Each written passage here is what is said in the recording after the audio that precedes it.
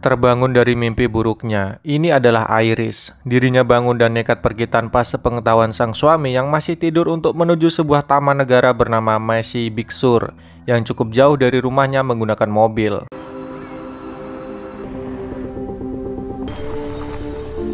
Ternyata Iris ingin mengunjungi makam anaknya yang meninggal akibat kecelakaan pada trip hiking beberapa waktu lalu yang masih menyimpan luka mendalam bagi dirinya. Nama anaknya adalah Matteo, dan ini diukir bersama-sama dengan nama suaminya juga di sebuah pohon tak jauh dari makam anaknya. Iris yang depresi dan merasa bersalah memiliki niat untuk melakukan bunuh diri, tapi tiba-tiba gagal karena kemunculan seorang pria yang memperkenalkan dirinya dengan nama Richard. It was an amazing view, but I'm Richard. Richard datang dan tahu bahwa Iris ingin melakukan upaya bunuh diri namun tidak akan mencegahnya karena dia pun merasakan apa yang Iris rasakan. Richard hanya berusaha terbuka, menceritakan kisahnya dan memberikan sedikit nasihat kepada Iris. Iris yang awalnya sangat menutup diri lama-lama menaruh simpati dan juga terbuka dengan Richard mengenai kronologi kematian anaknya dulu. Sorry. You know any other words? Get the hell out of my house. My husband was... Richard lalu pamit pergi dan bilang tidak akan mencegah Iris melakukan apa yang ingin dia lakukan. Sepulang dari sana, saat di jalan, Richard kembali ditemui oleh Iris yang mengikutinya dan tidak jadi melakukan niatnya sebelumnya.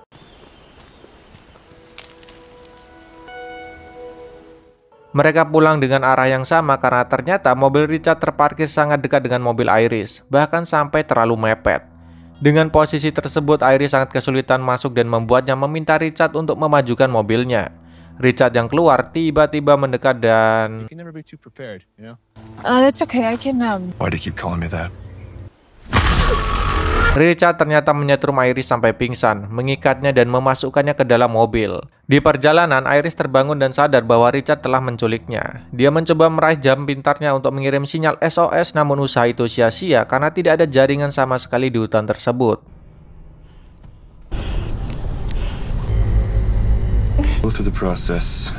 Iris lalu berupaya menggunakan pisau lipat yang ada di saku belakangnya sembari mengulur waktu dengan mengajak Richard menceritakan soal Chloe, kekasihnya dahulu yang sempat dia ceritakan tadi. Usaha Iris membuahkan hasil dan dengan cepat dia menyerang Richard yang mengakibatkan mobilnya oleng dan tidak terkendali.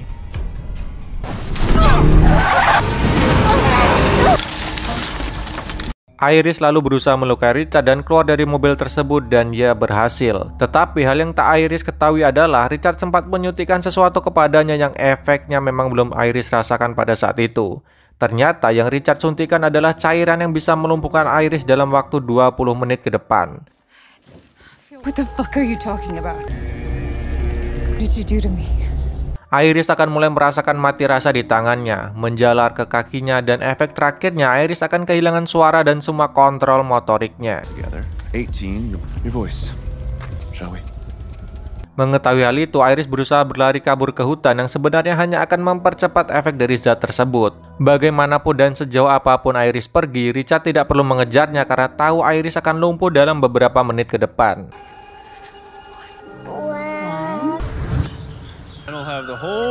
Benar saja, Iris yang sudah mulai merasakan efek kedut-kedut di tubuhnya lalu bersembunyi di bawah sebuah pohon. Tidak bisa terlalu lama karena semut-semut mulai mengerubungi tubuhnya dan memaksa Iris keluar dan sekuat tenaga menuju sungai untuk menceburkan dirinya demi menghindari Richard yang mendekat.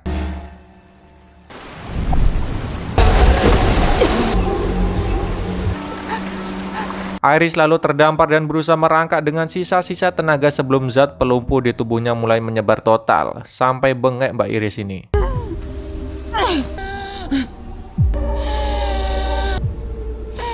Tak lama kemudian Iris ter-shutdown total dan menyisakan matanya saja yang bisa bergerak. Sialnya, Iris terbaring di sebuah halaman seseorang yang sedang mengoperasikan mesin pemotong rumput dan tiba-tiba...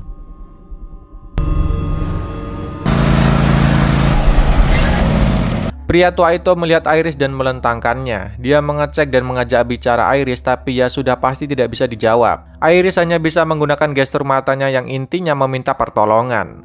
Pak tua itu mengerti dan menuju kembali ke rumahnya untuk berusaha menelpon 911. Pria tua itu lalu kembali dengan membawa angkong untuk mengangkut Iris ke dalam rumahnya agar lebih aman. Tak lama setelah menaruh Iris dan ingin menelpon petugas, ada orang yang mengetuk pintu dan itu adalah Richard yang berpura-pura mengalami kecelakaan dan mencari istrinya yang hilang. I can't find my wife. Whoa. Take a breath. I'm bleeding. Pria tua itu sudah curiga dengan Richard dan memutuskan akan menelpon polisi. Tapi Richard malah tiba-tiba masuk tanpa izin dan melihat-lihat keberadaan Iris. Ternyata Iris berhasil bersembunyi dan tidak diketahui keberadaannya. Listen, man. I'm gonna help you on my terms. Richard bahkan bohong bahwa namanya adalah Andrew. Dia juga pura-pura menangis ketika Pak Tua mengancam akan melaporkannya ke polisi karena masuk tanpa izin ke rumahnya. Drama Richard sedikit meluluhkan hati Pak Tua. Apalagi Richard membuat cerita palsu bahwa Iris yang dia aku istrinya menderita depresi dan kabur dari rumah sakit jiwa sehingga semua itu bisa terjadi. Okay, Andrew, talk. I shouldn't have let her drive in the first place, but we were arguing. Ternyata selama ini Iris disembunyikan di bawah kursi tepat di mana Richard berada. Bualan-bualan Richard tak mempan membuat Pak Tua percaya begitu saja. Apalagi Richard ketahuan berbohong soal HP-nya yang hilang akibat kecelakaan, padahal HP-nya ada di sakunya sendiri. I haven't been straight with you. In what way? You said you lost your phone. Tensi meninggi karena Richard kehabisan kesabaran dan tahu Pak Tua menyembunyikan Iris. Tapi Pak Tua tak tinggal diam dan berusaha melawan.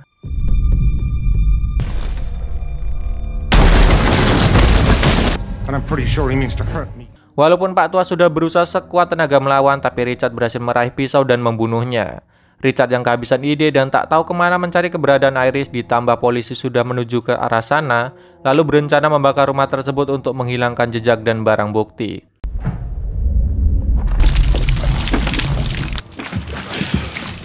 Bensin dituangkan dan api pun dihidupkan. Iris berusaha memberi kode ketukan agar Richard tahu keberadaannya. Pikirnya daripada mati terbakar di rumah itu, lebih baik dia diculik dulu oleh psikopat gila tersebut.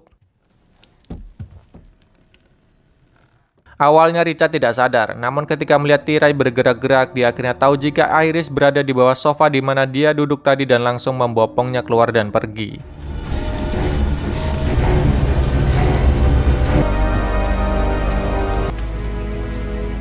Di jalan, Iris mendengar Richard yang sedang menelpon seseorang dan itu adalah anaknya dan juga istrinya. Jadi selama ini Richard sebenarnya sudah berkeluarga. Bahkan istri dan anaknya akan berkunjung ke kabinnya di hutan esok hari. Berhenti di pom bensin, Richard lalu meninggalkan Iris sebentar untuk membayar bensin di dalam toko. Sedangkan Iris masih berusaha sekuat mungkin menggerakkan tubuhnya untuk memberi tanda ke orang sekitar bahwa dia sedang dalam bahaya. Tapi apa boleh buat, hanya jari Iris yang sedikit bisa digerakkan dengan sedikit gestur wajahnya.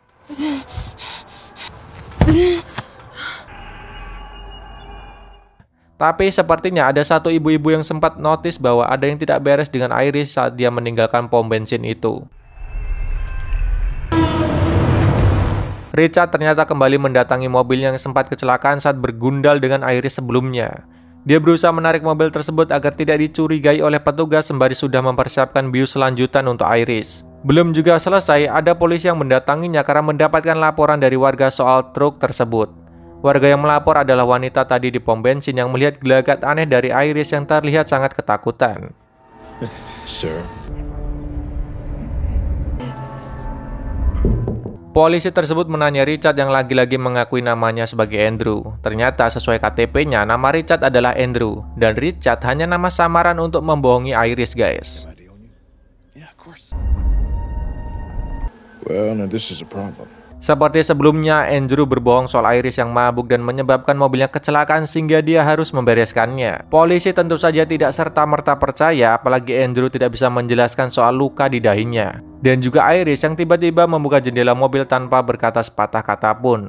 Then what happened to your face? Can't answer the question. Namun di momen itu, Iris berhasil mengatakan tolong aku. Polisi tersebut menyadari bahwa Richard membius Iris dan belum sempat menodongkan senjata. Pak polisi keburu diserang secara membabi buta hingga tewas oleh Andrew. Andrew lalu membakar mobil beserta polisi tadi dan langsung kabur membawa Iris pergi dari sana. Yang tidak diketahuinya adalah biusnya sudah hilang dari dashboard mobil.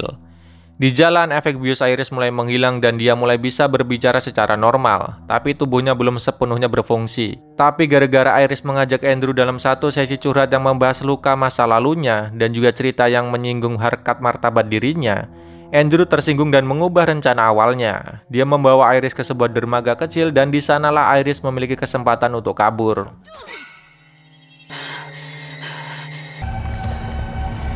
Ternyata nancap saja tidak cukup. Iris tak punya daya untuk menekan suntik tersebut dan usahanya hanya sia-sia untuk melukai Andrew.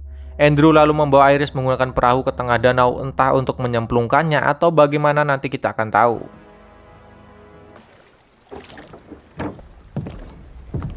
Tapi di sini Iris nampaknya sudah memiliki rencana selanjutnya dengan meminta Andrew mengambilkan miniatur perahu milik Matteo dulu di sakunya dan benar saja tiba-tiba It's in my pocket. Andrew tidak sadar badiknya sudah diambil oleh Iris. Dia terluka parah dan masih berusaha merangkak naik ke perahu, namun sayang Iris sudah bisa bergerak dan mengambil senjata untuk menuntaskan apa yang perlu dituntaskan. Tapi Iris belum bisa tenang. Perahunya bocor akibat tembakan yang dia lepaskan kepada Andrew. Iris yang tak bisa bergerak akhirnya tenggelam bersama perahunya, namun tiba-tiba lagi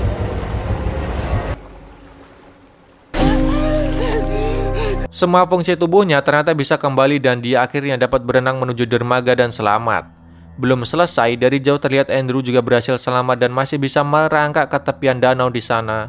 Lalu Iris hampiri untuk sekedar mengatakan terima kasih dan film pun selesai.